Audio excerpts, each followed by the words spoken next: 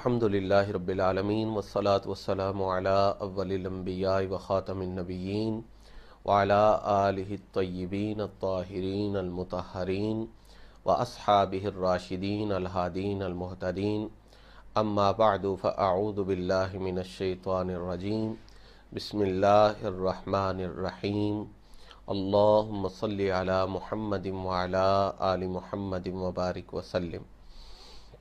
ناظرین کرام، آج کی گفتگو کا عنوان حضرات انبیاء کرام علیہم السلام کی عصمت، انبیاء کرام علیہم السلام کا معصوم ہونا اور حضرات انبیاء کرام علیہم السلام کے حوالہ سے جو عقیدہ، جو نظریہ ایک مسلمان کا ہونا چاہیے، اس حوالہ سے ہے۔ بنیادی طور پر ہر مسلمان اس بات کو جانتا ہے، یہ بات زبان زد عام و خاص ہے کہ انبیاء مرسلین معصوم ہوتے ہیں، لیکن ہمارے لیے یہ سمجھنا ضروری ہے کہ نبی کس چیز سے معصوم ہوتا ہے۔ تو یاد رکھیے، اللہ کا رسول، اللہ کا ہر نبی شرک سے معصوم ہوتا ہے، کفر سے معصوم ہوتا ہے، شائبہ شرک اور شائبہ کفر سے معصوم ہوتا ہے، کبائر سے معصوم ہوتا ہے، صغائر سے معصوم ہوتا ہے، مطلقاً خطا سے معصوم ہوتا ہے۔ اور آج کی گفتگو میں یہ عرض کروں گا کہ اللہ کا نبی، اللہ کا رسول، اللہ کا پیغمبر اجتہاد میں بھی خطا سے معصوم ہوتا ہے۔ اس سلسلہ میں چند مشہور، معروف، مسلم شخصیات کے کچھ حوالہ جات آپ حضرات کی خدمت میں پیش کیے جا رہے ہیں، جس سے آپ کو یہ اندازہ ہو جائے گا کہ اس دور کے اندر کچھ لوگ خطا اجتہادی کا ورد کر کے الیاذ باللہ حضرات انبیاء کرام علیہم السلام کی طرف منسوب کر کے لوگوں کے عقائد میں گمراہی پھیلانے کا دھندا کر رہے۔ 14 صدیوں میں اس پر اتفاق ہے کہ انبیاء کرام علیہ السلام بالاتفاق بالیقین معصوم ہیں۔ اس کے باوجود ان سے خطا اجتہادی کا صدور صرف امکان ہی نہیں، صدور بھی مانا گیا ہے، اور یہ کوئی عیب نہیں، یہ کوئی نقص نہیں۔ ہمارے نزدیک جو نبی ہیں وہ اجتہادی خطا کر سکتے ہیں۔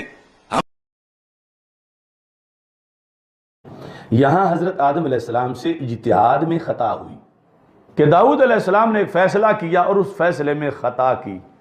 وہ بھی ہیں جو اجتہاد سے سرکار دو عالم صلی اللہ علیہ وسلم نے خود بیان فرمائے ہیں، اور پھر جو اجتہاد والے ہیں ان میں خطا کی گنجائش ہے۔ اب یہ اگر قوم کو نہیں بتائیں گے انبیاء علیہ السلام سے اجتہادی مسائل میں خطا کا وقوع بھی ثابت ہے، یہ ہے دلیل دینا، یعنی ہر جہت پر ہم دلیل پیش کر رہے ہیں، ان کے پاس ایک دلیل بھی نہیں۔ لوگوں کو تو کہہ رہے ہیں نا کہ یہ اقوال پیش کر رہے ہیں اور مختار مذہب پیش کریں، تو ہم مختار مذہب پیش کر رہے ہیں۔ سب سے پہلے میں نسیم الریاض فی شرح شفاء القاضی عیاض سے ایک حوالہ آپ کی خدمت میں پیش کر رہا ہوں۔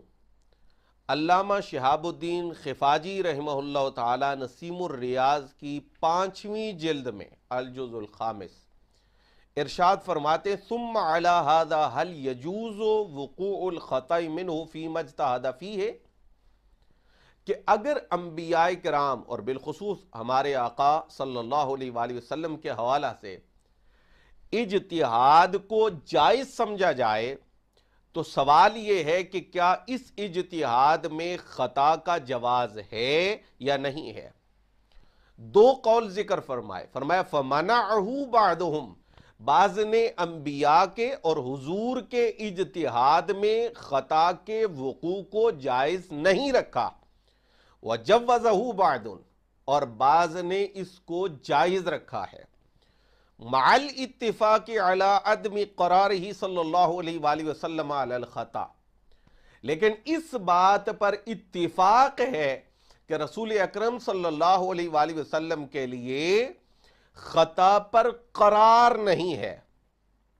اور یہاں میں یہ بھی عرض کر دوں کہ خطا پر قرار کی نفی وہ اس صورت میں بھی ہو سکتی ہے کہ سرے سے آپ کے اجتہاد مبارک میں خطا ہی موجود نہ ہو۔ جب خطا ہی نہیں ہے تو پھر خطا پر قرار کا سوال ہی پیدا نہیں ہوتا۔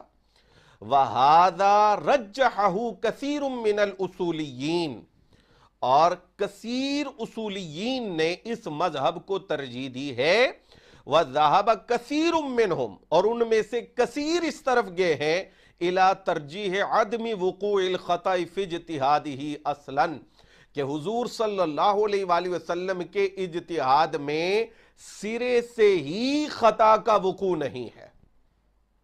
وَإِلَيْهِ مَالَ الْمُصَنِّفِ، اور قاضی عیاض رحمہ اللہ تعالی جو مصنف ہیں اور آپ کی شفا شریف کی شرح ہے یہ نسیم الریاض، تو مصنف کا میلان، قاضی عیاض کا میلان، جن کا عشق، جن کا ادب، جن کی محبت، جن کا ذوق، جن کا تقوی، جن کی رسول اکرم صلی اللہ علیہ وآلہ وسلم سے عقیدت وہ ایک حوالہ کی حیثیت رکھتی ہے، آپ کا میلان بھی اس طرف ہے کہ حضور صلی اللہ علیہ وآلہ وسلم سے اجتہاد میں بھی خطا کا وقوع نہیں ہے۔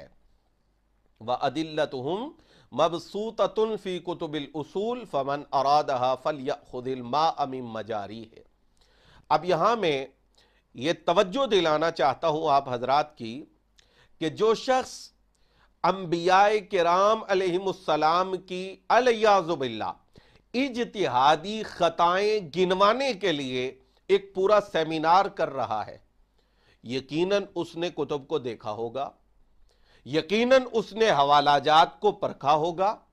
اب یہاں میں نے دو قول ذکر کیے ہیں اور اس شخص نے دوسرا قول بار بار مختلف کتب سے ذکر کیا ہے، کیا اس کو یہ توفیق نہیں ہوئی کہ یہاں پہلا قول بھی ذکر کرے، یہاں قاضی عیاض رحمہ اللہ تعالی کا میلان بھی ذکر کرے، اور یہاں پر بزرگوں نے یہ پہلا حوالہ ہے، دیگر حوالہ جات میں بھی آپ پائیں گے کہ جہاں پر ایک قول ذکر کیا ہے وہاں دوسرا قول ذکر کیا ہے، اور بالتدریج ہم وہاں پہنچیں گے انشاءاللہ العزیز کہ جب خطا والا قول مردود ہو جائے گا، جب خطا والے قول کا اعتبار ختم ہو جائے گا، جب خطا والے قول کو لائق التفات بھی نہیں سمجھا جائے گا، تو ان مقامات پر اس شخص نے جو نعوذ باللہ انبیاء کرام کی خطائیں گنوا رہا ہے اس طرف توجہ نہیں کی کہ یہ دوسرے اقوال بھی موجود ہیں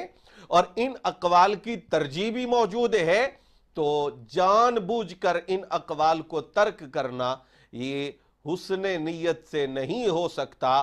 یعنی سیدہ طیبہ طاہرہ سلام اللہ تعالی علیہا کے حوالہ سے جو احتیاطی اس شخص سے ہو گئی، اس پر وہ اس انداز میں ڈٹ گیا کہ وہ ایک سائیڈ سے گویا کہ اندھا ہو گیا اور وہ تمام اقوال اس نے بیان کرنا بھی مناسب نہ سمجھے، حالانکہ معاملہ حضرات انبیاء کرام علیہم السلام کا تھا جن سے بلند اور بالا کوئی اور ذات نہیں ہے، ان سے بلند مقام صرف اور صرف اللہ جل جلالہ کا ہے۔ دوسرا حوالہ اسی نسیم الریاض کی اسی جلد سے میں آپ حضرات کی خدمت میں پیش کرتا ہوں، فرمایا وَهَذَا بِنَاءً عَلَىٰ أَنَّهُ صلی اللہ علیہ وآلہ وسلم لا يُخْطِئُ فِي اجْتِهَادِهِ اصلاً، کہ رسول اکرم صلی اللہ علیہ وآلہ وسلم اپنے اجتہاد میں سرے سے ہی خطا نہیں فرماتے، اب یہاں تک دو ہستیوں کا ذکر ہے، قاضی ایاز مالکی رحمہ اللہ تعالی اور شہاب الدین خفاجی رحمت اللہ تعالی علیہ کا جو شارح ہیں۔ اب تیسری شخصیت فرمایا قمر تضاہ الغزالی، یہی مذہب یعنی حضور سے اجتہاد میں خطا واقع نہیں ہوتی، امام غزالی کا پسندیدہ مذہب ہے۔ میں نے یہ بارہا کہا ہے مختلف لوگوں سے گفتگو کے دوران کہ اقوال تو مل جاتے ہیں، لیکن یہ دیکھو کہ نبیوں کے حوالے سے تمہارا پسندیدہ مذہب کون سا ہے، مذہب مختار کون سا ہے، ترجیح کس مذہب کو دینی ہے، عصمت انبیاء اور عظمت انبیاء کا اظہار کس نظریے کو اپنانے کے اندر ہے۔ فرمایا وَبَنَا عَلَيْهِ، یہ انتہائی دقیق بات ہے، فرمایا اسی بنیاد پر امام غزالی فرماتے ہیں انہو یجوز القیاس علی مجتہد فیہ، جس مسئلہ میں اجتہاد کیا جائے، اجتہاد سے جو مسئلہ ثابت کیا جائے اس پر کسی اور مسئلہ کو قیاس نہیں کیا جاتا۔ لیکن غزالی فرماتے ہیں کہ حضور کا اجتہاد وہ کسی اور اجتہاد کی طرح نہیں ہے، وہ اجتہاد خطا سے پاک ہے، اور وہ اجتہاد ایسا اجتہاد ہے جس پر دیگر مسائل کو بھی قیاس کیا جاتا ہے۔ فرمایا وَهُوَ اللَّائِقُ بِمَقَامِ النَّبُوَّةِ، اور یہی بات کہ نبی کا اجتہاد بھی اس درجہ پر ہو کہ اس کو مقتدا بنایا جائے، اس کی پیروی کی جائے، اس سے رہنمائی حاصل کی جائے، یہ مقام نبوت کے لائق ہے، یہ شان نبوت کے لائق ہے۔ تو نبی کے لیے وہ نظریہ اپناؤ جو مقام نبوت کے منافی ہو، یہ کھلی گمراہی ہے۔ نبی کے لیے وہ نظریہ اپناؤ جو مقام نبوت کے لائق اور مناسب ہو۔ فرمایا وَمِثْلُهُ فِي هَذَا كُلِّهِ سَائِرُ الْأَنْبِيَاءِ، یہ جو لوگ لسٹیں لے کے آ جاتے ہیں، فلان نبی سے یہ خطا ہوئی، فلان نبی سے یہ خطا ہوئی، فلان نبی سے یہ خطا ہوئی۔ اللہ کے نبیوں سے بھی خطائے اجتہادی ثابت ہے۔ یہ میں الحمدللہ کچھ اس لیے لایا ہوں، یہ ایک ہی کاغذ پر میں نے نوٹ کیا کہ نبی کے اجتہاد میں خطا بھی ہو سکتی ہے۔ دیکھو حضرت داؤد علیہ السلام سے خطائے اجتہادی ہوئی، خطائے اجتہادی ہوئی۔ میں ان کو علامہ خفاجی کا یہ جملہ پیش کر رہا ہوں جس سے پہلے انہوں نے امام غزالی کے پسندیدہ مذہب کو ذکر کیا۔ فرمایا یہ صرف حضور کی بات نہیں ہے بلکہ ہر نبی کا اجتہاد اس شان کا ہوتا ہے کہ اس میں خطا بھی نہیں ہوتی اور اس کی روشنی میں مسائل کو ثابت بھی کیا جا سکتا ہے۔ اب دوسرا حوالہ نہایت المحتاج الی شرح المنہاج سے دوسرا حوالہ آپ حضرات کی خدمت میں پیش کر رہا ہوں۔ فرمایا وَإِلَّا فَالصَّحِيحُ أَنَّهُ لَا يَقَعُ الْخَطَأُ مِنْهُ أَصْلًا خِلَافًا لِمَنْ ذَهَبَ إِلَىٰ أَنَّهُ يَجُوزُ أَنْ يَقَعَ مِنْهُ لَكِنْ لَا يُقِرُّ عَلَيْهِ بَلْ يُنَبَّهُ عَلَى الصَّوَابِ بِالْوَحْيِ۔ فرمایا کہ مذہب صحیح یہ ہے کہ نبی سے خطا واقع ہوتی ہی نہیں، نہ اجتہاد میں نہ اجتہاد کے علاوہ، اصلاً سرے سے خطا واقع نہیں ہوتی، بخلاف اس شخص کے جو اس طرف گیا ہے کہ خطا تو واقع ہو سکتی ہے لیکن اس خطا پر قرار نہیں ہوتا بلکہ وحی کے ذریعے جو درست بات ہوتی ہے اس پر تنبیہ کر دی جاتی ہے۔ اب یہاں بھی دو قول ذکر کیے گئے ہیں اور صحیح قول نبی سے خطا کی نفی والا قول ہے، لیکن حیرت کی بات ہے کہ ایک قول ایک بات لے لی جاتی ہے اور وہ بھی ایسی جس سے نبی کی شان اور عظمت ظاہر نہیں ہوتی اور اسے لوگوں کے سامنے بیان کیا جاتا ہے، اور جس قول کو قول مردی کہا جا رہا ہے، جس قول کو قول صحیح کہا جا رہا ہے، اس کو یکسر فراموش کر دیا جاتا ہے۔ سلیمان جمل کا جو حاشیہ شرح منہج پر ہے اس میں انہوں نے یہی عبارت نقل فرمائی ہے۔ فرمایا فالصحیح انہ لا یقع الخطأ منہ اصلا خلافا لمن ذهب الى انہ یجوز ان یقع منہ لیکن لا یقر علیہ بل ینبہ علی الصواب بالوحی. تو یہ بھی مذہب صحیح کی تعین ہو رہی ہے. اس کے بعد بہت بڑا نام علامہ فخر الدین رازی رحمۃ اللہ تعالی علیہ کا. یہ امام رازی ہیں اور زمانے کے اتنے بڑے امام جنہیں فخر رازی کہا جاتا ہے.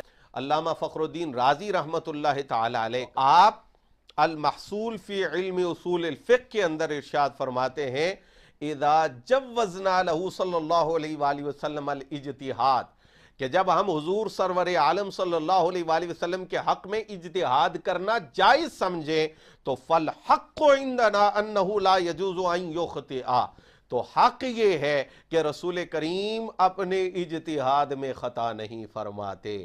کہیں صحیح کا لفظ ہے، کہیں مذہب مردی ہے، اور کہیں حق کا لفظ ہے. فرمایا وقال قوم یجوز بشرط اللہ یقر علیہ، ایک قوم نے کہا ہے وہی بات کہ خطا ہو سکتی ہے لیکن اس پر قرار نہیں ہو سکتا. مگر قول حق کیا ہے، قول ثواب کیا ہے، قول صحیح کیا ہے، جس کو امام رازی نے پہلے ذکر کر دیا کہ انہو لا یجوز ان یخطئ، کہ رسول اکرم صلی اللہ علیہ وآلہ وسلم کے اجتہاد میں خطا جائز نہیں ہے. اس کے بعد زرکشی کی البحر المحیط فی اصول الفقہ سے میں آپ کی خدمت میں یہ حوالہ پیش کر رہا ہوں. فرمایا اذا جوزنا لہ الاجتہاد، جب ہم حضور کے لیے اجتہاد جائز سمجھے، فالمختار، تو مذہب مختار کیا ہے؟ صرف اقوال کی جمع آوری مذہب ثابت نہیں کرتی، عقیدہ ثابت نہیں کرتی، نظریہ ثابت نہیں کرتی. مذہب مختار یہ ہے انہو لا یتطرق الخطأ الی اجتہادہ، کہ رسول اکرم صلی اللہ علیہ وآلہ وسلم کے اجتہاد کی طرف خطا کے لیے کوئی رستہ نہیں ہے. لأنہو لو جازا، دلیل کیا ہے؟ فرمایا اگر حضور کے اجتہاد میں خطا جائز ہو لوجب علینا اتباعہ فیہ، تو سرکار کی اس اجتہاد میں اتباع کرنا وہ ہم پہ واجب ہوگا. وَهُوَ يُنَافِي كَوْنَهُ خَطَعًا، اور رسول اکرم صلی اللہ علیہ وآلہ وسلم کی اتباع کا ہم پہ واجب ہونا یہ اس کے خطا ہونے کے منافی ہے. وَالْمَسْأَلَةُ قَدْ نَصَّ عَلَيْهَا الشَّافِعِيُّ فِي الْأُمِّ فَقَالَ فِي كِتَابِ الْإِقْرَارِ وَالِاجْتِهَادُ فِي الْحُكْمِ بِالظَّاهِرِ وَلَنْ يُؤْمَرَ النَّاسُ أَنْ يَتَّبِعُوا إِلَّا كِتَابَ اللَّهِ. توجہ طلب ہے. فرمایا ہرگز ہرگز ہرگز لوگوں کو یہ حکم نہیں دیا جاتا کہ وہ کسی چیز کی پیروی کریں، مگر کس کی پیروی کا حکم دیا جاتا ہے؟ کتاب اللہ کی پیروی کا. وَسُنَّةَ رَسُولِهِ الَّذِي عَصَمَهُ اللَّهُ مِنَ الْخَطَأِ. اللہ اکبر. فرمایا اس رسول کی پیروی کا حکم دیا جاتا ہے، اس رسول کی سنت کو اپنانے کا حکم دیا جاتا ہے جن کو اللہ نے خطا سے معصوم رکھا ہے. یہاں بات کس کی ہو رہی ہے؟ خطائے اجتہادی کی بات ہو رہی ہے، خطا فی الاجتہاد کی بات چل رہی ہے. اور یہاں انہوں نے فرمایا کہ اللہ رب العزت نے اجتہاد میں بھی نبی علیہ السلام کو خطا سے محفوظ اور معصوم رکھا ہے.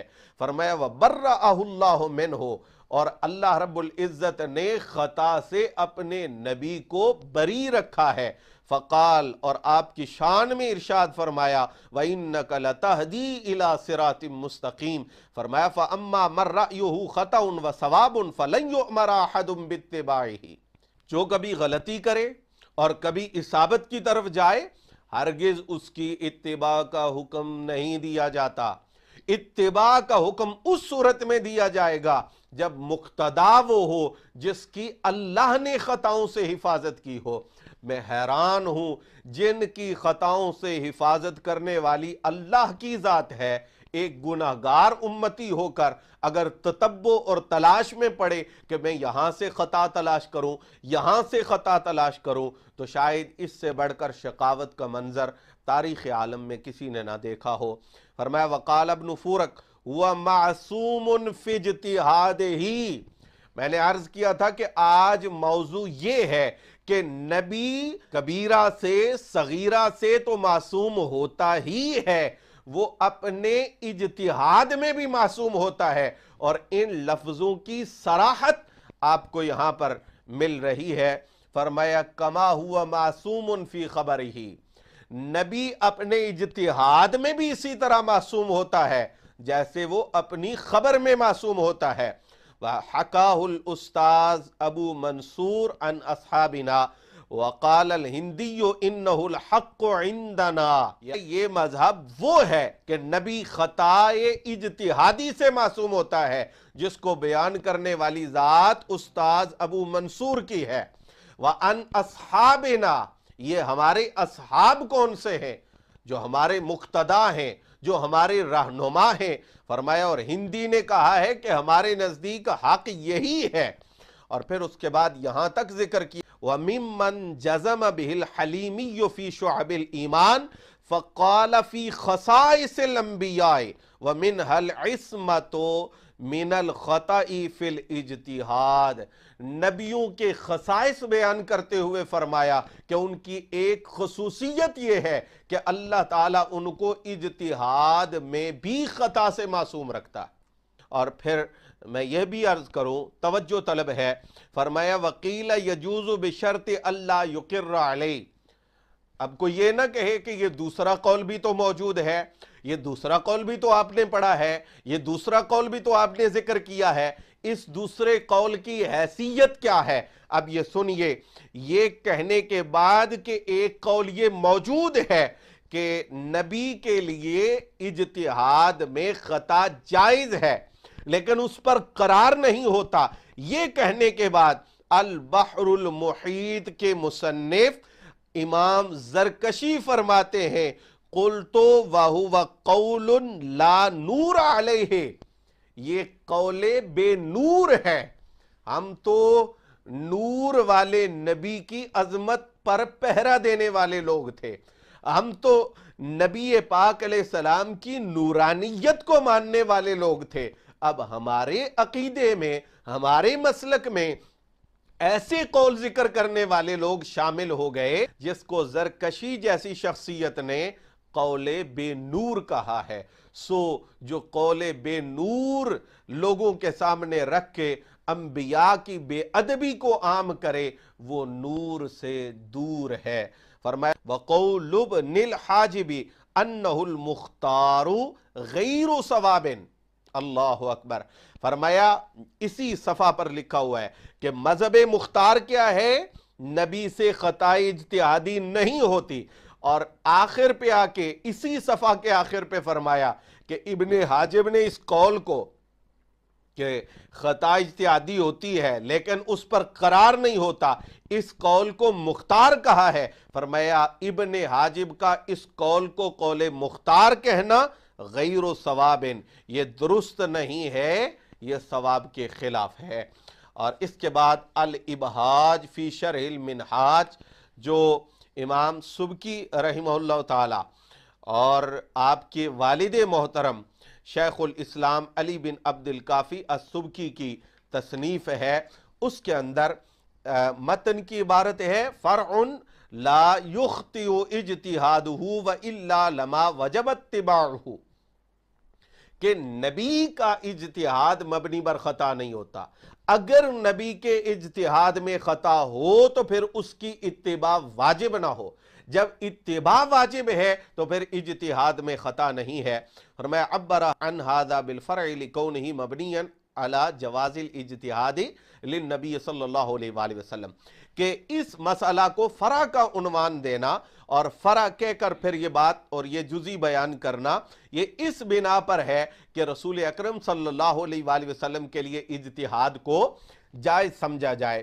تو چونکہ نبی پاک علیہ السلام کے لیے اجتہاد کے جواز پر یہ بات متفرع ہے، لہٰذا اس کو فرع کا عنوان دیا۔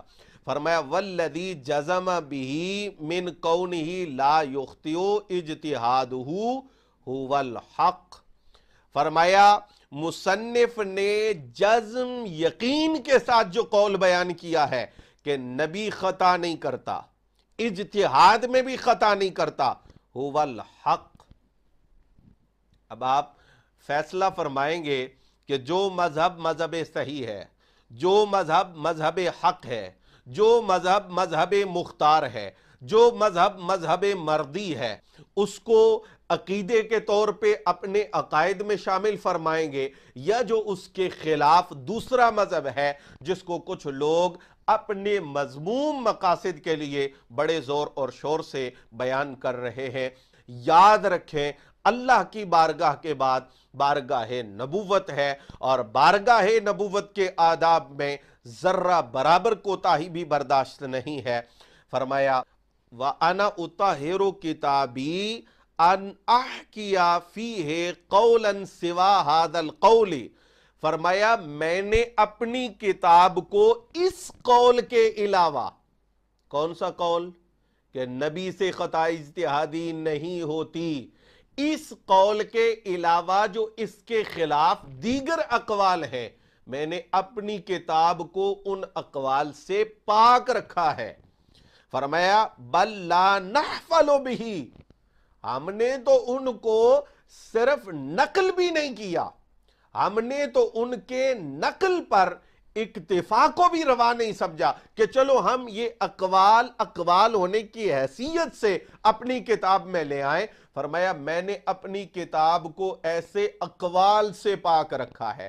میں حیرت میں مبتلا ہوں کہ جس قول سے ہمارے بزرگ اپنی کتابوں کو پاک رکھ رہے ہیں، وہ قول لوگوں کو بتا بتا کر شان نبوت کے حوالہ سے بالکل غیر محتاط بنایا جا رہا ہے، اور ہر کسی کی زبانیں کھلی ہوئی ہیں کہ فلاں نبی نے یہاں خطا کی، فلاں نبی نے یہاں خطا کی۔ خطا تو ہو سکتی ہے، خطا اجتہادی ہے، خطا اجتہادی میں اجر ملتا ہے، خطا اجتہادی میں ثواب ملتا ہے۔ فرمایا ولا نعبو، اور ہمیں اس بات کی بھی کوئی پرواہ نہیں ہے۔ اس کتاب کے مصنف یہ رائے بیان فرما رہے ہیں۔ اب سبکی کے نام سے کون ناواقف ہے؟ سبکی کی شخصیت سے کون ناواقف ہے؟ وہ کہتے ہیں کہ ہم نے اس بات کی پرواہ بھی نہیں کی کہ کوئی کہے گا کہ چلو آپ اس قول کو قول مردود سمجھ کر ہی نقل کر دیں، نقل تو کریں صحیح۔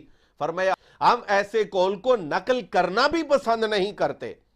اس سے ایک خاص بات کی طرف میں اشارہ کر رہا ہوں، یہ جو انہوں نے فرمایا بل لا نحفل بہ ولا نعبو، اس سے یہ بات آپ سمجھ سکتے ہیں کہ بعض اوقات مصنف کتاب، بعض اوقات شارع، بعض اوقات کتاب کو مرتب کرنے والا اقوال تو نقل کرتا ہے، لیکن وہ اقوال ہوتے ہیں، عقیدہ نہیں ہوتے، نظریہ نہیں ہوتے، ان کو بطور عقیدہ اپنانا درست نہیں ہوتا۔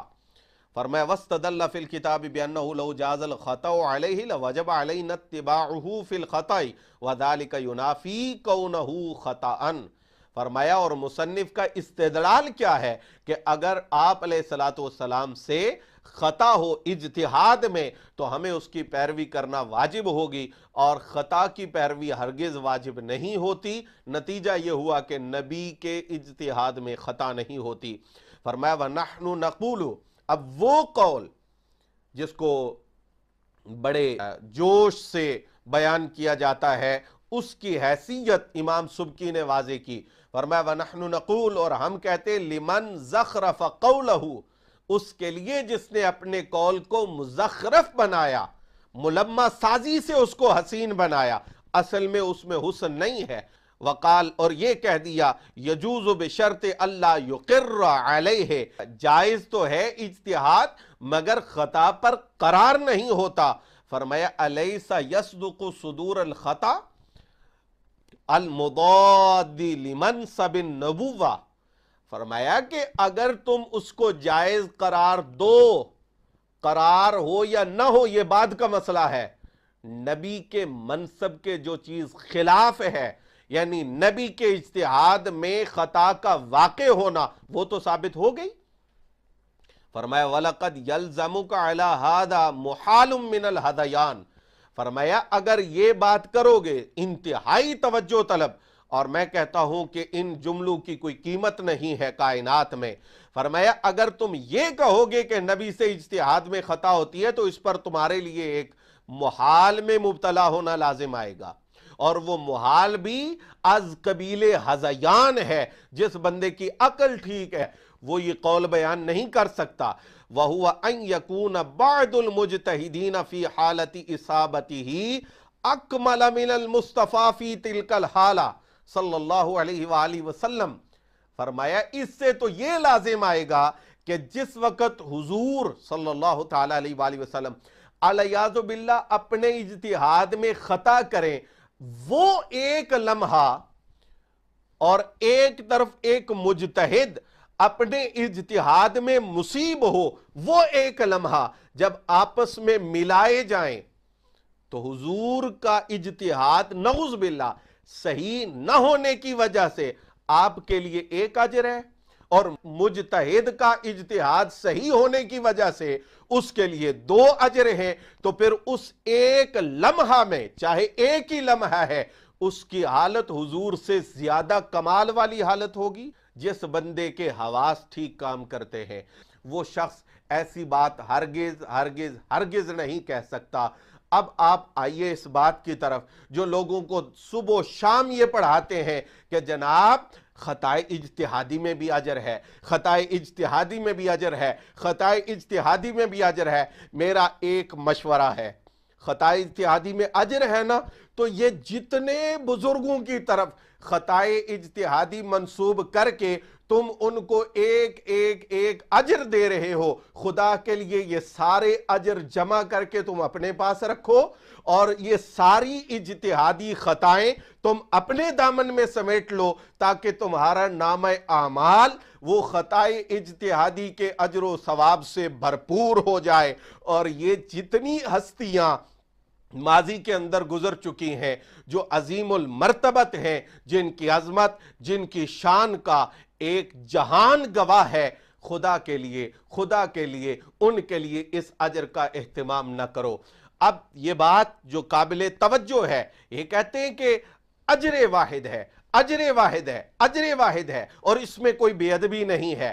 یہاں مجتہد کے لیے اجرین، اور لمحہ واحد میں رسول پاک کے لیے اجر واحد، یہ ادب کے خلاف ہے یا نہیں ہے؟ تو ہر جگہ خطائے اجتہادی کمال نہیں ہوتا، کسی جگہ خطائے اجتہادی نقص ہوتا ہے، عیب ہوتا ہے، اور اس کی نسبت اللہ کے بعض برگزیدہ بندوں کی طرف یہ عیب کی نسبت ہوتی ہے، ان کی طرف نقص کی نسبت ہوتی ہے، اور یہ کسی صورت بھی جائز نہیں ہے بلکہ ابدی شقاوت کا موجب اور باعث ہے۔ فرمایا معاذ اللہ ان یکون رسول اللہ صلی اللہ علیہ وآلہ وسلم کذالک، بزرگ ان اقوال پر لازم آنے والے مفاسد سے معاذ اللہ کہہ کر اللہ کی پناہ مانگے، اور تم خود بھی اور اپنے ماننے والوں کو بھی یاد کروا رہے ہو خطائے اجتہادی، خطائے اجتہادی، خطائے اجتہادی، اور یہ بھی پاس نہیں ہے کہ کن ہستیوں کی طرف اس کی نسبت کی جا رہی ہے۔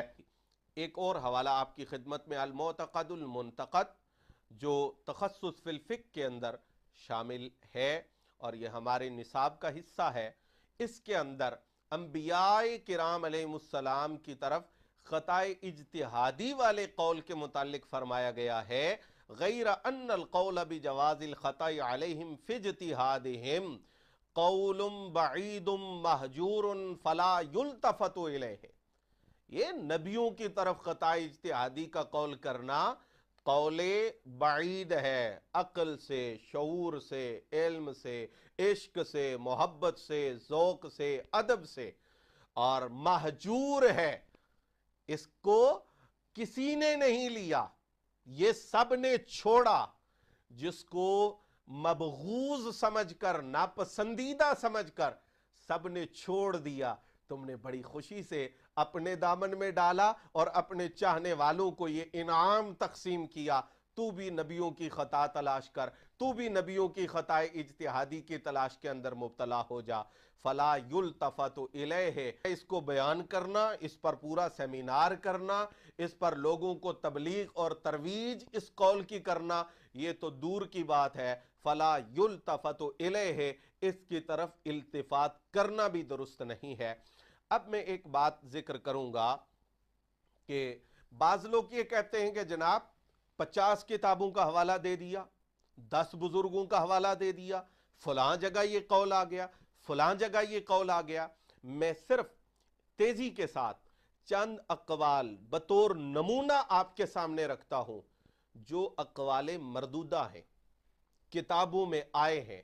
آج کوئی ان کے مطابق عقیدہ رکھے تو وہ گمراہ ہے، لیکن ان اقوال کی تردید کرنے کے باوجود بزرگوں کی بے ادبی نہیں ہے، بزرگوں کی گستاخی نہیں ہے، بلکہ جمع آوری کے اندر بعض اوقات اقوال کثرت سے آتے ہیں، لیکن ضروری نہیں ہے کہ کسی کتاب میں آنے والا قول اس کتاب کے مصنف کا عقیدہ اور نظریہ ہو، یا بعد والے لوگوں کو صرف اس بنا پر وہ عقیدہ بنانا لازم ہو کہ فلاں کتاب کے اندر آیا ہے۔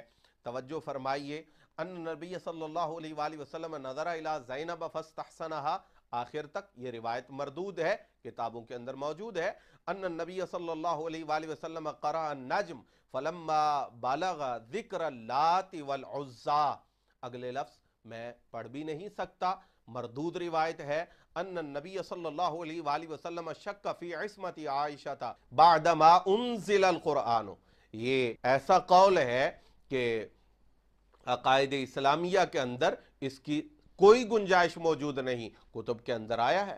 ان یوسف علیہ السلام جلس بین رجلی زلیخا، ان داود علیہ السلام استحسن امرأۃ وزیر فقتلہ اعاذنا اللہ تعالی من ہذہ الاکاذیب۔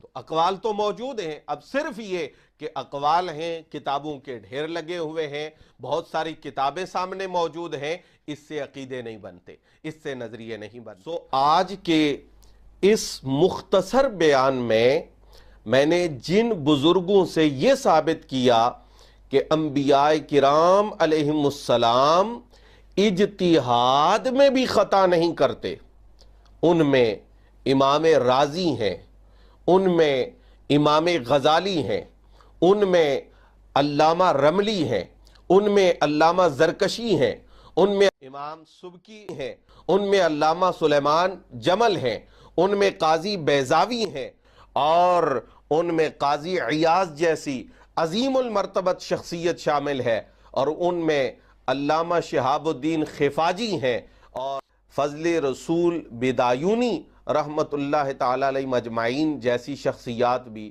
شامل ہیں۔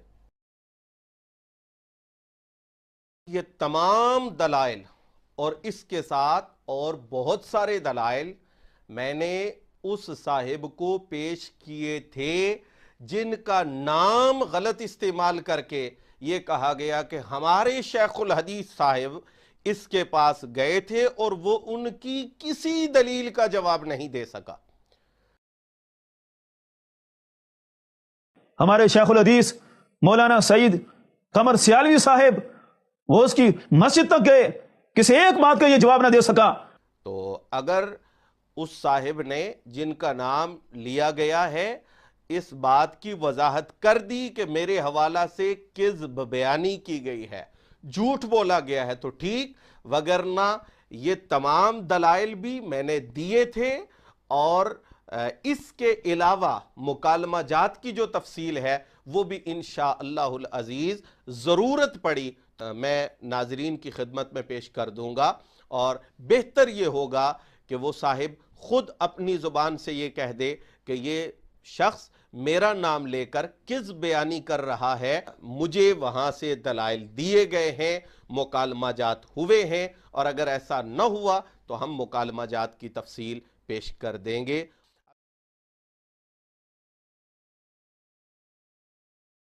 اب میں آخر پر یہ گزارش پیش کروں گا کہ کچھ آوازیں ایسی بھی آئی ہیں کہ حضور اعلیٰ قبلہ عالم سیدنا خواجہ پیر سید مہر علی شاہ گیلانی گولوی رضی اللہ تعالیٰ عنہ کی بعض کتب کے اندر حضرات انبیاء کرام علیہ السلام اور ذوات مقدسہ کے حوالہ سے کچھ اقوال موجود ہیں جن میں غلطی کا لفظ موجود ہے، جن میں خطا کا لفظ موجود ہے، اور اس پر چیلنج بھی دیا گیا، اور بڑا مضحکہ خیز چیلنج ہے۔ ताजदार गोलोरा ने कहां कहां ये बातें लिखी हैं, कौन कौन सी किताबें हैं, कौन कौन से सफात हैं। तुम मुझे ढूंढ कर बताओ कि कहां कहां पीर साहब ने गलती का लफ्ज बोला है, खता का लफ्ज बोला है। वो एक लतीफा है कि किसी को तकरीर करना नहीं आती थी तो लोग जमा हो गए कि हमें तकरीर सुनाओ। तो अब उसने जान छुड़ाने के लिए कहा कि बताओ जो मैं कहना चाहता हूं तुम्हें मालूम है। उन्होंने कहा हमें तो नहीं मालूम आप क्या कहना चाहते हैं। तो उसने कहा जब तुम्हें मालूम ही नहीं कि मैं क्या कहना चाहता हूं तो फिर तुम तकरीर कैसे सुनोगे, जाओ मैं तुम्हें तकरीर नहीं सुनाता। अब वो दूसरे दिन फिर जमा होके आ गए, उनने आकर कहा कि तकरीर सुनाए। अब उसने कहा कि तुम्हें पता है मैं क्या कहना चाहता हूं। तो उन्होंने कहा कि अगर कल वाली बात करेंगे तो ये फिर भाग जाएगा, तो हम नई बात करते। उन्होंने कहा जी हमें पता है कि आप क्या कहना चाहते हैं। उसने कहा जब आपको पहले ही पता है कि मैं क्या कहना चाहता हूं तो फिर मेरी तकरीर करने का क्या फायदा होगा। अब वो तीसरे दिन फिर आ गए, उन्होंने कहा कि हम तकरीर सुन के छोड़ेंगे, लेकिन वो भी अपनी जिद का पक्का था।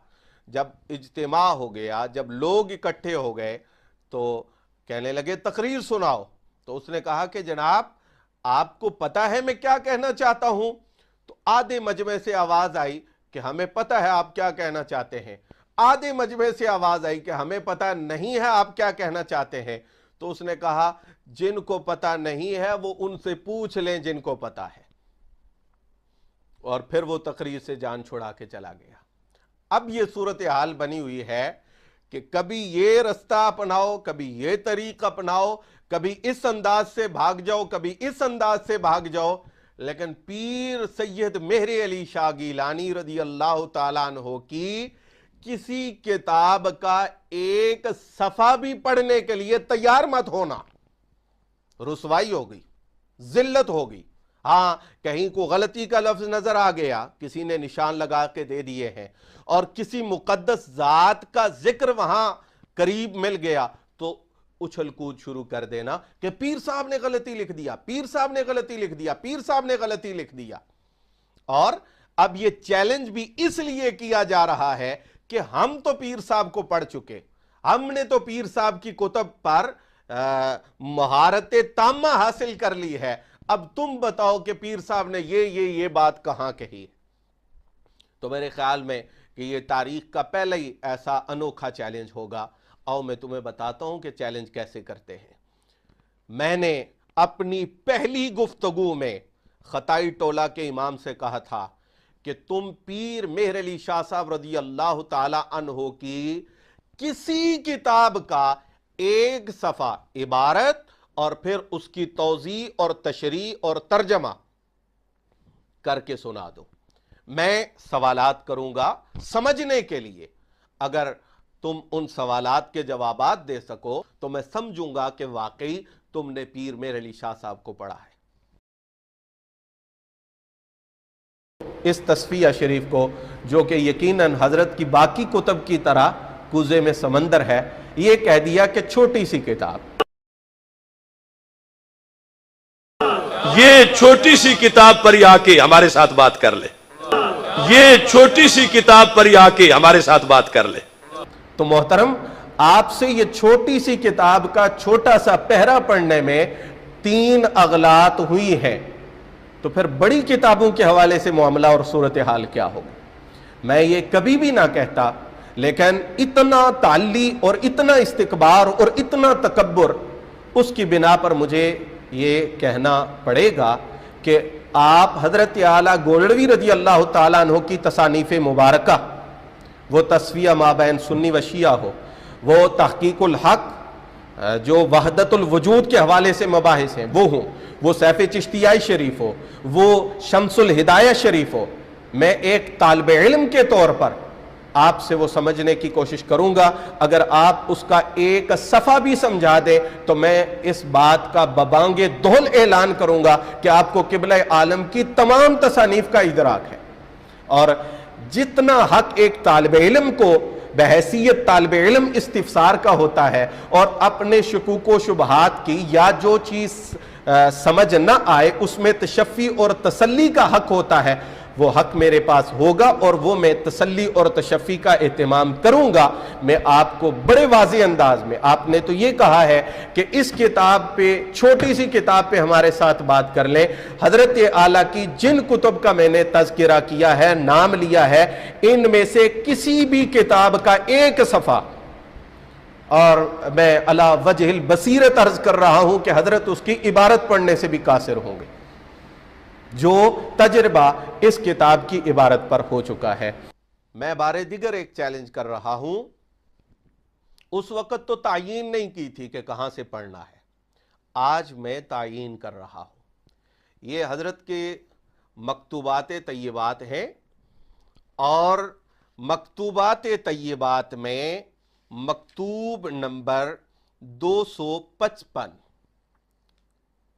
255 مکتوب نمبر 255 یہ شروع ہو رہا ہے صفحہ نمبر 82 سے، اور اس کا اختتام ہو رہا ہے صفحہ نمبر 85 پر۔ یہ پورا مکتوب شریف، اس کی ساری عبارت، پھر اس کا ترجمہ، اور پھر اس کی توضیح، یہ چیلنج ہے امام خطائی کے نام۔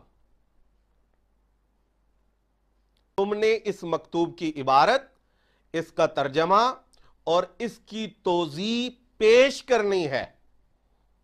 یہ زیادہ نہیں ہے، 2-4 صفحے ہیں، کم از کم اتنا تو پتا چلے کہ تم قبلہ عالم سیدنا پیر مہر علی شاہ صاحب رضی اللہ تعالیٰ عنہ کی عبارت پڑھ کر اس کا ترجمہ کرنے کی صلاحیت تو رکھتے ہو۔ پھر ہم دیکھیں گے کہ پیر صاحب رضی اللہ تعالیٰ عنہ کی فکر کیا ہے، پھر اگلی باتیں ہیں کہ فکر کا وارث کون ہے اور فکر کا وارث کون نہیں ہے۔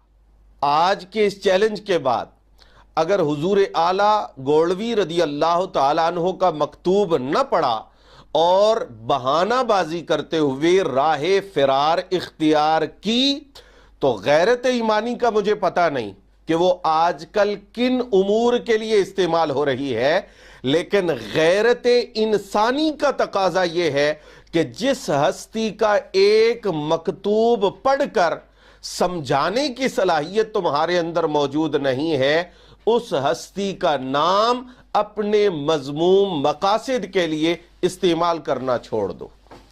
ذرا سی مات جو کھائے تو پانی پانی ہو، تھوڑی سی ترمیم کے ساتھ پڑھ رہا ہوں، ذرا سی مات جو کھائے تو پانی پانی ہو، خدا کرے، حضور اعلیٰ کی بارگاہ میں عرض کر رہا ہوں، خدا کرے کہ تیرا دشمن بھی خاندانی ہو۔ میرا تخمینہ سابقہ تجربہ کی روشنی میں یہ ہے کہ امام خطائی ہرگز اس چیلنج کو قبول نہیں کر سکے گا۔ ممکن ہے وہ یہ کر لے کہ اپنے سے کسی لائق بندے کو ڈھونڈ لے جو اس کی سمجھ کے مطابق لائق ہو، اس کی ڈیوٹی لگا دے۔ تاہم بھائی کوئی بھی کرے، خطائی ٹولے کا کوئی شخص سامنے آئے اور قبلہ عالم رضی اللہ تعالی عنہ کے اس مکتوب شریف کی عبارت، ترجمہ، توضیح کر کے تمام لوگوں تک پہنچائے، پھر ہم دیکھیں گے کہ تمہارا پیر میرے علی شاہ رضی اللہ تعالیٰ عنہ سے کیا تعلق ہے۔ پچھلے چیلنج کو 1 سال گزر چکا ہے، اور آج میں پھر چیلنج کر رہا ہوں کہ حضور اعلیٰ رضی اللہ تعالیٰ عنہ کی کل تصانیف نہیں، ایک تصنیف بھی پوری نہیں، بلکہ آپ کا صرف ایک مکتوب شریف پڑھنا ہے، اس کی فارسی عبارت، پھر ترجمہ کرنا ہے اور پھر اس کی توضیح پیش کرنی ہے۔ مجھے اندازہ ہے کہ خطائی ٹولے کا پیشوا میرا یہ چیلنج قبول نہیں کرے گا۔ وہ عیاری سے اپنے کسی نمائندہ کو منتخب کر کے کہے گا کہ بیٹا یہ پڑھ دو، اگر غلطی ہو گئی تو تمہارے کھاتے میں پڑ جائے گی کہ بچے سے غلطی ہو گئی، اور اگر تم نے غلطی سے کوئی لفظ ٹھیک پڑھ لیا تو پھر اس کا کریڈٹ تو ہم لے لیں گے۔ میں دینی مدارس کے طلباء سے اور مدرسین سے یہ گزارش کرتا ہوں کہ بطور ضابطہ اس بات کو ذہن میں رکھنا چاہیے کہ کسی بھی بزرگ کا اگر کوئی قول سامنے آئے آپ اسے عقائد اسلامیہ پر، عقائد شرعیہ پر پیش کریں اور عقائد شرعیہ کی موافقت نہ ہو تو پھر آپ کو اسے ریوائز کرنا ہوگا، آپ کو اس پر غور و فکر کرنا ہوگا کہ کہیں ایسا تو نہیں ہے کہ اس کو سمجھنے میں ہم سوء فہم کا شکار ہو رہے ہیں، ہم کہیں کہ یہ پیر مہر علی شاہ صاحب نے لکھا ہے اور حقیقت میں وہ ہماری سوچ اور سمجھ کی خرابی کا نتیجہ ہو۔ اور یہاں پر میں ایک بات یہ بھی عرض کروں گا کہ اس ٹولے کے امام نے یہ بات کہی تھی کہ جو شخص سیدہ طیبہ طاہرہ کی طرف غلطی کا انتساب کرے وہ مجرم ہے۔ لفظ غلطی، لفظ غلطی، لفظ خطا کار یا خاطی، یہ بول کر ہمارے بیان کا حوالہ دے رہا ہے، وہ مجرم ہے، وہ مجرم ہے۔ اب تم اور تمہارے نمائندے ایسے حوالے تلاش کر رہے ہیں کہ فلان نبی کے لیے غلطی کا لفظ ہے، فلان نبی کے لیے غلطی کا لفظ ہے۔ میرا سوال یہ ہے کہ اس بزرگ کے کلام میں جو غلطی کا لفظ آیا ہے یا آیا نہیں ہے اور اس کو اپنے مقام سے ہٹا کر غلط توضیح اور تشریح کے ساتھ پیش کیا گیا ہے، میں یہ پوچھتا ہوں، میرا سوال یہ ہے کیا خطائی ٹولے کے امام کا نظریہ اب تک وہی ہے یا بدل چکا ہے؟ جو سیدہ کے متعلق غلطی کے انتساب کو جرم کہہ رہا تھا، کیا انبیاء کے متعلق غلطی کے انتساب کو بھی وہ جرم کہتا ہے؟ اگر اس کا یہی نظریہ ہے تو کم از کم وہ زبانیں بند کروائے، وہ روکے کہ میں تو سیدہ کے لیے غلطی کا لفظ استعمال کرنے کا روادار نہیں ہوں، تم انبیاء کے حوالہ سے اس غیر اخلاقی طریق پہ اتر آئے ہو۔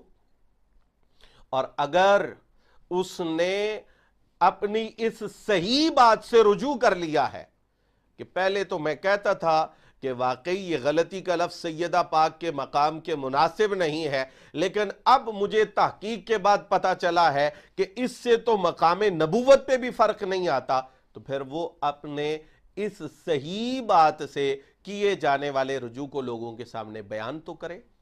آخر میں ذرا وضاحت بھی ہو جائے کہ پیر صاحب کا ملفوظ مبارک ختم کہاں ہو رہا ہے۔ میں صرف فارسی میں وہ لفظ اس مکتوب سے پڑھتا ہوں جس میں انہوں نے خطائی ٹولہ کے پیشوا کو خطاب کیا ہے۔ سنیے، فرمایا برخوردارا ازیں جا دانستہ باشی کے فاضلیت واقعیہ آسان نیست، اے دل بہوس بر سر کارے نہ رسی، تا غم نہ خوری بغم گسارے نہ رسی، تا شان صفت سر نہ نہیں در تہ ارہ، ہرگز بسرے زلف نگارے نہ رسی، و برائے حصول علم اہل اللہ بمدارج ازیں کے گفتم جد و جہد باید نمود، خون نابے دل خور کے شرابے بے ازیں نیست، دنداں بجگر زن کے کبابے بے ازیں نیست، در کنز و ہدایہ نتواں یافت خدا را، در صفحہ دل بین کے کتابے بے ازیں نیست۔ اللہم وفق اہل النعمانیت من المعلمین والمتعلمین والمعاونین لما تحب وترضى واجعل آخرتهم خیرا من الاولى فإنه لا حول ولا قوة الا بک، وصل وسلم على خیر رسولک والحمد للہ رب العالمین، وما علی الا البلاغ المبین۔